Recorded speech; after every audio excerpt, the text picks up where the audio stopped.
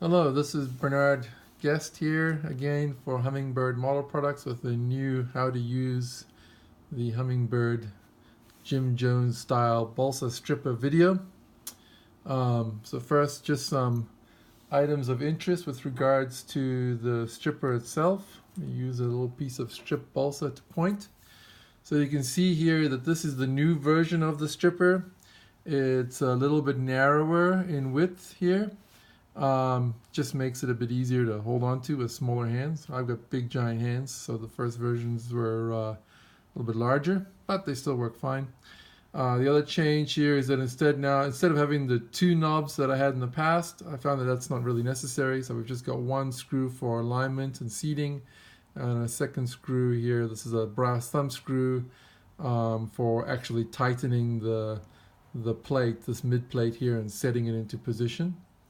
Also changed, I used to have brass pins to hold it all together. Now I have these stainless steel split pins, which are a little bit easier to put in and remove.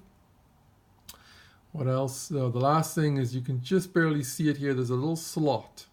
And that little laser cut slot's very, very fine. It's like less than 0.2 millimeters in width.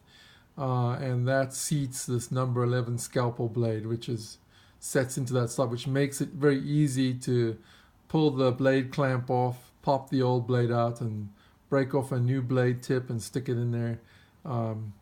Like I said in my earlier video, that shouldn't be necessary for the average modeler stripping soft, lightweight balsa. Unless you're sitting there stripping balsa all day, every day, you shouldn't need to change these blades, really. But like I said, if you do, blades are cheap. You can buy 100 of them on eBay for a few dollars. And they're easy to change out, very easy. Okay, so how to use this stripper to make 1/16 strip like the one I'm holding in my hand here. So that's 1/16 square. All right, so what you need to do is first set the width. So you can see here that there's a graduated scale on the stripper itself. This portion here is in millimeters, 0 to 4.5 mil, with this little hash mark in here indicating the width that it's set to. So right now it's set to 1/8, okay, or 3.2 millimeters. The other edge here, on the edge you have the fractions of an inch scale. So this is from 1/16 at the edge, 332, 1/8, and so on, up to 3/16 is max width. Or if you want to strip down to close to 0, you can go from 0, 1/32, and then 1/16 on this edge. So what this means when I say 1/16 on the edge is that when this plate, loosen up the thumb screw, when I set this so that the edges are flush here, okay, like that, now the stripper is set to strip 1/16 square wood, okay. What holds the wood? People have asked me this question, what sets the thickness? The thickness is set by the sheet of wood you're cutting. So this is a sheet of 1/16, okay? And so when I run this through this slot here, this leaf spring presses the wood up against the top plate, okay? And prevents it from wandering as it goes through the slot, and keeps it nicely in position when it passes against the blade, okay? So if I push 1/16 wood through the slot and I've got the width of this gap here set to 1/16, determined here by this sliding plate which goes in and out, I'll get 1/16 square strip.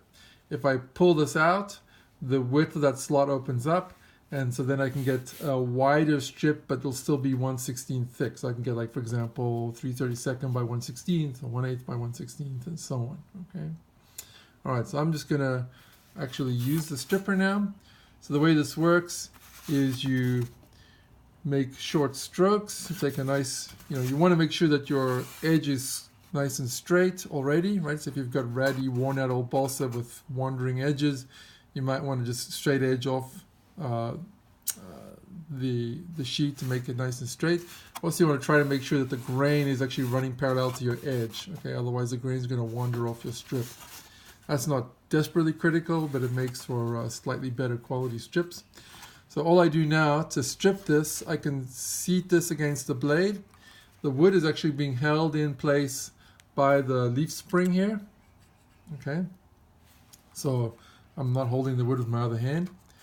To actually strip it now, I just move it through the slot in short strokes like this, all the way through, and there goes the strip.